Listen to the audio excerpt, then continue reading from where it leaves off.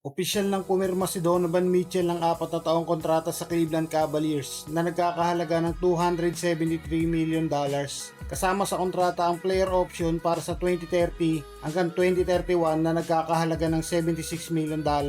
Pati ang full trade kicker na magbibigay sa kanya ng karagdagang benepisyo kung sakaling matrade siya sa hinaharap. Sa halip na hintayin ang susunod na offseason para sa mas malaking kontrata, pinili ni Mitchell na manatili agad sa Cavaliers. Ayon sa kanya, mahal niya ang Cleveland at naniniwala siyang kaya ng koponan na manalo ng kampyonato. Sinabi rin niya na hindi pa sila tapos at marami pa silang gustong patunayan. Pinangunahan ni Mitchell ang Cavaliers na makabalik sa Eastern Conference Final sa unang pagkakataon mula pa noong 2018. Nagtala siya ng average sa 28 points, 5 assists at 4 rebounds per game sa regular season. Sa playoffs naman, umabot siya ng halos 26 points per game. Mula nang matrade mula sa Utah Jazz noong 2022, naging pangunahing star siya ng Cavaliers at may average sa 26 points per game sa 4 na season kasama ang kupunan. Sa ngayon, ang kontrata ni Mitchell ang pang-4 sa pinakamalaki sa kasaysayan ng NBA at may pinakamataas na average sa sahod kada taon sa buong liga. Hindi pa rito nagtatapos ang plano ng Cavaliers dahil may posibilidad ding bumalik si LeBron sa Cleveland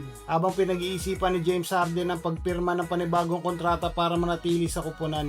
Pinapakita lang nito na determinado ang Cavaliers na makabuo ng kupunang kayang lumaban para sa NBA Championship sa mga susunod na taon.